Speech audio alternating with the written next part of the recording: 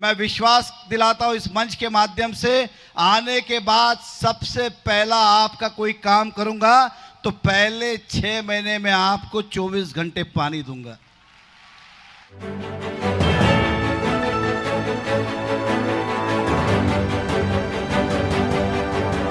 आप देख रहे हैं प्रवासी संदेश। आधे काम इनके हिस्से में है, आधे काम मेरे हिस्से में है।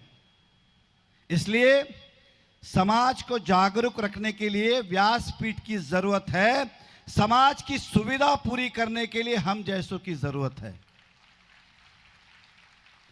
गाड़ी के 2 पहिए बराबर ना, आपका आरोग्य अच्छा रहे इसलिए स्वस्थ रहे, इसलिए भगवान की आराधना करते।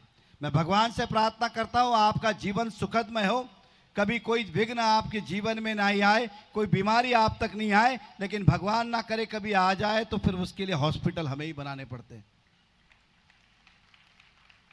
तो कुछ काम हमारे हिस्सों में लिखे, कुछ काम इनके हिस्से में लिखे हुए।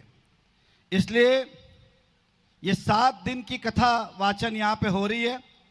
बस इतना फर्क है कि हम 5 साल कथा का वाचन करते, लेकिन हम अमल कितना करते हैं। इसलिए मैंने कहा था जिसे जानते हैं उसे मानना चाहिए और जिसे मानते हैं उसे जानना चाहिए।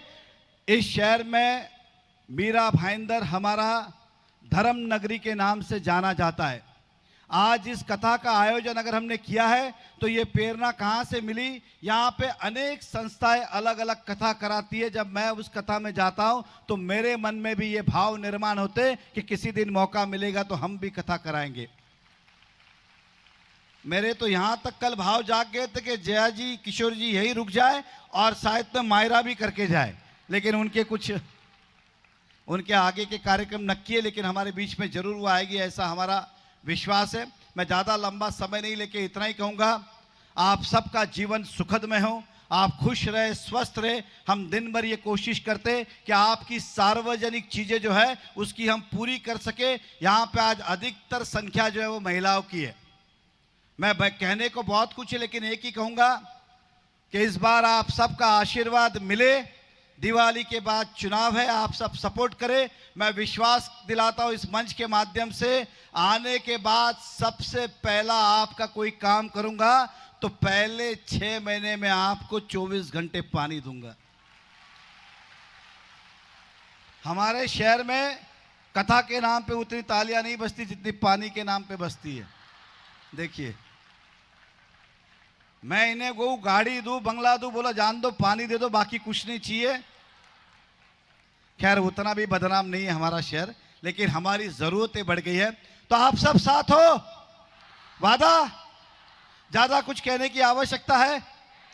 आपका आशीर्वाद मुझे ये मिले कि मैं आपके सुख दुख का साथी बनूं, ऐसे धर्म के कार्य करने में मैं निमित्त बनूं। हम कराने वाले कौन होते, कराने वाले तो वो है, हम तो निमित्त हैं। ऐसे अच्छे काम में हमारा परिवार निमित्त बने, ये मैं भगवान श्री कृष्ण जी के चरणों में प्रार्थना करता हूं, व्यासपीठ के पास प्रार्थना करता हूं कि हमें इतनी शक्ति दे, हमें इतनी ताकत दे कि ऐसे धर्म के कार्य हम करते रहे, धर्म का प्रचार और प्रसार हम करते रहे। इतना ही आपसे विनती करना चाहता हूं। मैं अपने परिवार की ओर से, मैं इस कथा के अंदर अपने राजनीति को लाना नहीं चाहता हूं, लेकिन कुछ बात आप तक कहनी जरूर थी, क्योंकि मेरे बुलावे पे तो आप इतने आएंगे नहीं। तो हाँ आएंगे, कितने लोग आएंगे, हाथ ऊपर करें। मैं यही चाहता था। रविवार को इसी जगह, रविवार को इसी प्रांगण में शाम को 5:30 बजे हमारी सभा है पॉलिटिकल पार्टी की। अब देखता हूं कितने कितने आते हैं, और उस दिन कुर्सियां भी मिलेगी बैठने के लिए। तो आप सभी आए। करवा चौथ भी है, लेकिन 8 बजे हम आपको घर छोड़ देंगे। मतलब चांद निकलने के पहला हम कथा को समापन, कथा बोल रहा हूं, मैं भी कथाकार हूं, मैं अपने भाषण को खत्म कर दूंगा। तो बस इतना ही कहना था आपसे। बहुत श्रद्धे से, उम्मीद से हमारी एक सोच थी, मेरी तो कई वर्षों से सोच थी, सपना था। जब मैं इनको YouTube पे देखता था, सोशल मीडिया पे देखता था, टीवी पे देखता था, तो कहा किसी दिन तो मुझे ऐसा मौका मिलेगा कि एक कथा हो। लेकिन कहते हैं कि समय ऊपर वाले ने नक्की किया हुआ है कि कथा कब होगी, हमारे सोचने से कुछ नहीं हो सकता है।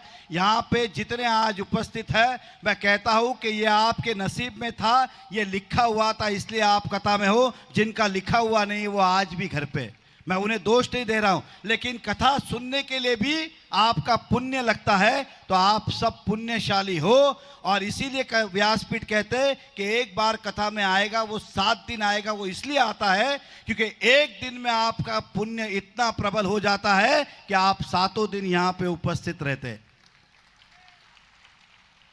अब कल समापन का दिन है और मीरा भाईंदर में अपना आशीर्वाद देने के बाद व्यासपीठ यहाँ से प्रस्थान भी करेंगे, इसलिए कल इन्हें भी जाना है। इसलिए कल की कथा का आयोजन 3 बजे शुरुआत होगी, 5 साढ़े 5 बजे तक समापन होगा। और ये अब इसमें आप आओ नहीं आओ क्योंकि इनकी फ्लाइट नक्की है। बाकी टाइम तो क्या था, ये रुक भी जाते, लेकिन अब रुकने वाले नहीं हैं। कितना भी इनका दिल चाहे मन चाहे तब भी वो रुक नहीं पाएंगे, क्योंकि उनकी विमान की टिकट नहीं जाने देना है, वो तो आप ही कर सकते हो।